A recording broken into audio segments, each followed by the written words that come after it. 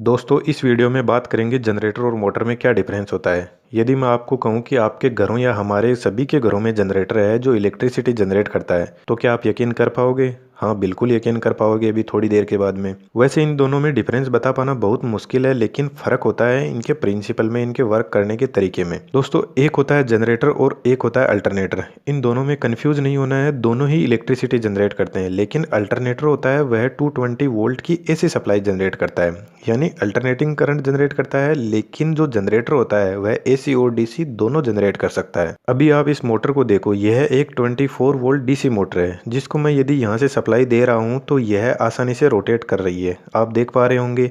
अब यदि मैं इस मोटर के सप्लाई टर्मिनल को डिस्कनेक्ट कर देता हूँ और यहाँ पर एक छोटा सा बल्ब लगा देता हूँ और इस रोटर को हाथ से घुमाता हूँ, तो यह इलेक्ट्रिसिटी जनरेट करता है और बल्ब भी जल रहा है। इसका मतलब यह हुआ कि एक मोटर ही एक जनरेटर है और एक जनरेटर ही मोटर है। लेकिन यार ऐसे कैसे हो सकता है, इस पर थोड़ा सा समझते हैं। सबसे पहला डिफरेंस मोटर जनरेटर में यह होता है कि मोटर इलेक्ट्रिक एनर्जी को मैकेनिकल एनर्जी में कन्वर्ट करती है और मैकेनिकल एनर्जी को अपन शाफ्ट से कलेक्ट कर सकते हैं, और जो जनरेटर होता है वह मैकेनिकल एनर्जी को इलेक्ट्रिकल एनर्जी में कन्वर्ट करता है। तो यह तो हो गई बाहर की बात, लेकिन इसके अंदर ऐसा क्या होता है वह समझना जरूरी है। जो बड़े बड़े पावर स्टेशन होते हैं जहां पर बिजली बनती है, वहां पर सिंक्रोनस जनरेटर यूज होता है इलेक्ट्रिसिटी जनरेट करने के लिए, और पावर स्टेशन पर बहुत सारे जनरेटर एक साथ पैरेलल में लगे रहते हैं। यहाँ पर कई बार ऐसा होता है कि मान लीजिए किसी जनरेटर का प्राइम मूवर फेल हो जाता है। प्राइम मूवर का मतलब है कि जो टरबाइन इस जनरेटर को घुमाता है वह फेल हो जाता है। तो यह जो जनरेटर है जो पहले इलेक्ट्रिसिटी जनरेट कर रहा था, अब यही जनरेटर इलेक्ट्रिसिटी कंज्यूम करने लग जाएगा और एक मोटर की तरह काम करने लग जाएगा। लेकिन हमारे घरों में जो मोटर यूज होती है वह इंडक्शन मोटर यूज होती है, वह सिर्फ मोटर का ही काम कर सकती है। यदि इसको आप हाथ से घुमाएंगे तो मुश्किल से 1-2 वोल्ट जनरेट करेगी, क्योंकि इसका जो रूटर है उस पर कोई मैग्नेट नहीं होती है इलेक्ट्रिसिटी जनरेट करने के लिए। लेकिन इसको मॉडिफाई किया जा सकता है और इसको मॉडिफाई करके जनरेटर की तरह काम करवाया जा सकता है। यदि इसके रूटर पर मैग्नेट को लगा दिया जाए तो यह जनरेटर की तरह काम करने लग जाएगा। मोटर और जनरेटर जिस प्रिंसिपल पर काम करते हैं उसका नाम है इलेक्ट्रोमैग्नेटिक इंडक्शन। जब किसी कंडक्टर को किसी मैग्नेटिक फील्ड के अंदर रोटेट करवाया जाता है तो वह कुछ फोर्स एक्सपीरियंस करता है, और मैग्नेटिक फील्ड का मतलब होता है जैसे ये दो मैग्नेट है, इनके बीच के अंदर आप यदि कोई लोहे की चीज रखोगे तो वह उसको अपनी तरफ अट्रैक्ट करेगी। इसका मतलब है कि इन दोनों मैग्नेट के बीच में जो ये एरिया है यह इनका मैग्नेटिक फील्ड है। यहाँ पर आप देख सकते हो मोटर के इस पार्ट को बोलते हैं रोटर जो रोटेट करता है, और यह जो बाहर वाला पार्ट होता है इसको बोलते हैं स्टार्टर जो फिक्स रहता है। अब अपन देखते हैं कि यह जो सिंक्रोनस जनरेटर है वह कैसे काम करता है, और इस सिंक्रोनस जनरेटर को समझेंगे अपन इस डीसी मोटर की हेल्प से। जो मेरे पास में है मैंने इसको ओपन कर लिया है। तो जनरेटर के केस में सबसे पहली चीज क्या होती है कि जो हमें पावर सप्लाई मिलती है, जो अपने को मैकेनिकल सप्लाई मिलती है, वो यहाँ इस रूटर के थ्रू मिलती है। तो रूटर के ऊपर कनेक्टेड रहता है टरबाइन, और जब टरबाइन घूमता है तो ये रूटर भी घूमने लग जाता है। तो अभी ये जो रूटर देख रहे हो ये है एक सिलेंड्रिकल शेप में है, और जो सिंक्रोनस जनरेटर का जो रूटर होता है वो भी सिलेंड्रिकल शेप में ही होता है। तो मैं क्या करता हूँ, इस रूटर को थोड़ा मॉडिफाई कर देता हूँ। ये आप साइड में एक पिक देख रहे हो उसके अकॉर्डिंग। तो मैं मॉडिफाई किस टाइप से करूंगा इसको, इसमें 4 पोल लगा दूंगा, 2 इस साइड में लगा दूंगा और 2 इस साइड में पोल लगा दूंगा। और पोल क्या हुआ, एक तरीके से मैग्नेट होती है, और उस मैग्नेट पे मैं वाइंडिंग कर दूंगा इस टाइप की। तो जो वाइंडिंग होगी उस वाइंडिंग को बोलेंगे अपन फील्ड वाइंडिंग। यहाँ पर आप यह डिवाइस देख रहे हो इसको बोलते हैं कम्यूटेटर। इस कम्यूटेटर को मैं यहाँ से हटा दूंगा और कम्यूटेटर की जगह लगा दूंगा स्लिप रिंग, और स्लिप रिंग के थ्रू जो ये मैंने फील्ड वाइंडिंग बताई इसको मैं दूंगा डीसी सप्लाई। तो फील्ड वाइंडिंग में क्या होगा, फील्ड जनरेट होगा। अभी आप इस रूटर की आप कोयल देखो, कोयल की देखो एक साइड देखो, ये कोयल इस साइड में है और वह घूमते घूमते इधर से आते हुए यहाँ पर आ जाती है। तो जो मतलब ये है कि जो इसका एंगल होगा वो 180 डिग्री का होगा, यानी कोयल की जो एक साइड होगी वो नॉर्थ साइड में रहेगी और कोयल की जो दूसरी साइड रहेगी वो साउथ साइड में रहेगी। अभी अपन इसी चीज को समझते हैं इसी थोड़ा इस डायग्राम की हेल्प से। इस डायग्राम में आप देख रहे हो इधर है नॉर्थ पोल, इधर है साउथ पोल, और जो हमारी फ्लक्स लाइनें हैं वो नॉर्थ पोल से साउथ पोल की तरह इस तरीके से फ्लो करती है। तो यहाँ पर आप देख रहे हो ये जो रूटर है, ये मान लो मैंने इसकी मार्किंग इस पे भी कर रखी है और इस पे भी कर रखी है। तो यह रूटर जैसे 1 नंबर पे है, 1 नंबर पे होगा तो फ्लक्स लाइनें जैसे ऐसे फ्लक्स लाइनें जा रही है, तो यहाँ पे तो बिल्कुल भी फ्लक्स लाइनें कट नहीं कर रहा है।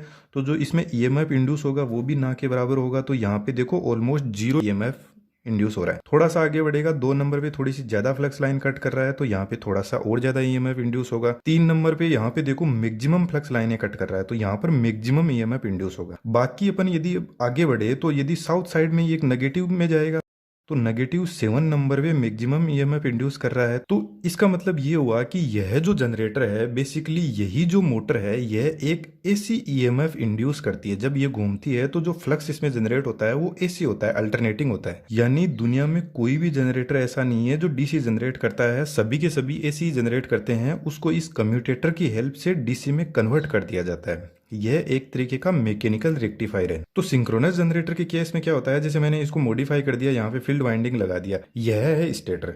इसमें क्या है, परमानेंट मैग्नेट लगी हुई है। तो मैं क्या करता हूँ, यहाँ से इन परमानेंट मैग्नेट को हटा के यहाँ पर एक वाइंडिंग सेट कर देता हूँ, जिसको मैं बोलूंगा स्टेटर वाइंडिंग। अब स्टेटर वाइंडिंग में कैसे सेट करूंगा, मेरे पास में यहाँ पर वायर है, उसकी हेल्प से मैं आपको समझा देता हूँ। जैसे मान लो मैं एक स्टेटर पे एक कोयल लेता हूँ यहाँ पे, और उस कोयल को सेट कर देता हूँ 120 डिग्री के एंगल पर, दूसरी साइड यहाँ पर। इसके बीच में ये एंगल होगा 120 डिग्री।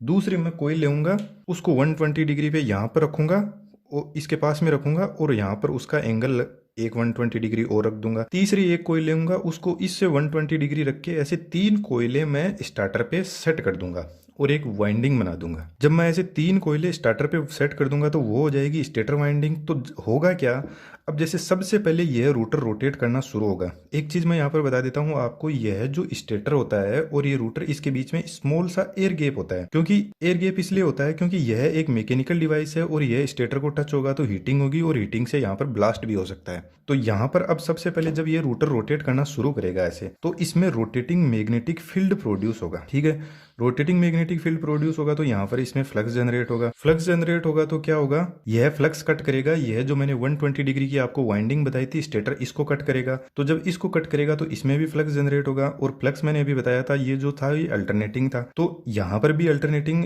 स्टेटर वाइंडिंग में फ्लक्स जनरेट होगा। तो फ्लक्स जनरेट होगा तो ईएमएफ जनरेट होगा, और जो स्टेटर है उससे अपन आउटपुट कलेक्ट कर लेंगे यहाँ से, इसके टर्मिनल से। क्योंकि स्टेटर अपना फिक्स रहता है तो आउटपुट कलेक्ट करना आसान होता है। तो फाइनली क्या हुआ, जो स्टेटर है, स्टेटर से अपन 3 फेज सप्लाई कलेक्ट कर लेंगे, अपने को मिल जाएगी, और ये अपन अपने घरों में दे देंगे। अब मोटर के केस में क्या होता है, इसका जस्ट थोड़ा सा ऑपोजिट होता है। मोटर के केस में क्या होता है, 3 फेज सप्लाई अपन देते हैं यहाँ से, फिर स्टेटर के अंदर रोटेटिंग मैग्नेटिक फील्ड जनरेट होगा, फिर उसमें फ्लक्स जनरेट होगा, फिर वो फ्लक्स करेगा रूटर को कट करेगा, और रूटर में रोटेटिंग मैग्नेटिक फील्ड जनरेट होगा, और रूटर भी रोटेट करने लग जाएगा। तो यह एक दूसरे के एकदम जस्ट ऑपोजिट है, इनमें कोई ज्यादा फर्क नहीं होता है। अब अपन बात कर लेते हैं अल्टरनेटर की।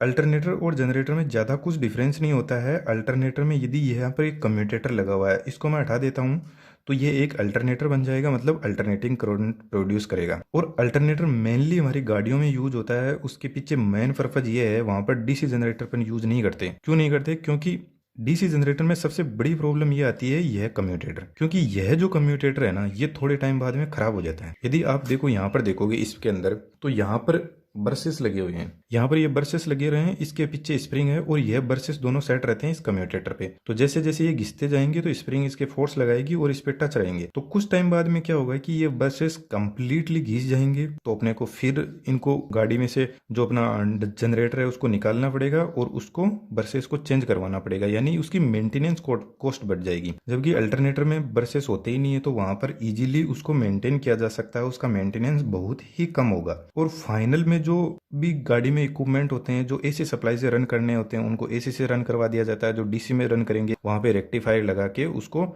डीसी में कन्वर्ट कर दिया जाएगा। अभी सिंक्रोनस जनरेटर में एक चीज और आती है, वो क्या है कि जैसे सिंक्रोनस जनरेटर में मैंने आपको बताया कि 4 पोल लगाएं। जो अपना स्पीड का फॉर्मूला होता है एन, वो होता है 120 f/p। यहाँ पर एफ क्या होता है, फ्रीक्वेंसी जो हमारे इंडिया में ऑलमोस्ट फिक्स है, 50 हर्ट्ज की ही होती है। पी होते हैं नंबर ऑफ पोल्स, एन होती है स्पीड, और ये 120 एक फिक्स वैल्यू है। तो मैं क्या करता हूँ, यहाँ पे यदि मैं 4 पोल रखता हूँ, फ्रीक्वेंसी 50 हर्ट्ज फिक्स है, तो मेरे को जो यहाँ से स्पीड मिलेगी वो 1500 आरपीएम मिलेगी। ठीक है, अभी मैं क्या करता हूँ, यहाँ पे यदि नंबर ऑफ पोल को बढ़ा देता हूँ तो स्पीड क्या हो जाएगी, कम हो जाएगी। तो जो विंड जनरेटर होते हैं उनमें क्या होता है, वो धीरे इसीलिए घूमते हैं क्योंकि उनमें जो स्पीड है ना उसको कम कर दिया जाता है पोल्स की वैल्यू को बढ़ाकर। और जब पोल को अपन बढ़ा देंगे तो अपनी फ्रीक्वेंसी में जो आउटपुट मिलेगा वो 50 हर्ट्ज ही मिलेगा अपने को। तो मेन फंडा यही होता है कि अपने को फ्रीक्वेंसी को मेंटेन करना होता है। अब यहाँ पर आपके लिए एक क्वेश्चन है कि जो यूएसए है वहाँ पर जो फ्रीक्वेंसी यूज होती है वो 60 हर्ट्ज की फ्रीक्वेंसी यूज होती है, लेकिन हमारे इंडिया में 50 हर्ट्ज की फ्रीक्वेंसी होती है। ऐसा क्यों होता है, जरूर से कमेंट बॉक्स में बताना। और विंड मिल पे मैंने एक सेपरेट वीडियो बना रखा है, यदि आप उस वीडियो को देखोगे तो आपका बहुत नॉलेज बढ़ेगा। और यदि आपके पास में इंडक्शन मोटर के अलावा यदि कोई भी मोटर है जो डीसी मोटर है, उसको आप विंड मिल बना के उससे इलेक्ट्रिसिटी जनरेट करवा सकते हो। आपकी कोई बैटरी चार्ज कर सकते हो, फ़ोन चार्ज कर सकते हो, छोटे मोटे इक्विपमेंट्स रन कर सकते हो। तो ये था मेरी तरफ से एक कंप्लीट वीडियो जिसमें मोटर और जनरेटर के डिफरेंस के बारे में अपन ने बात की। यदि आपको कुछ पूछना है तो कमेंट बॉक्स में ज़रूर बताना, उस पर अपन बात करेंगे। और भी ऐसे इंटरेस्टिंग वीडियो देखने के लिए आप चैनल पर विजिट जरूर कर सकते हो, जहाँ पर आपको और भी अच्छे अच्छे वीडियो मिलेंगे जो डेफिनेटली आपका नॉलेज बढ़ाएंगे। और वीडियो अच्छा लगे तो चैनल को सब्सक्राइब जरूर करें। Thank you.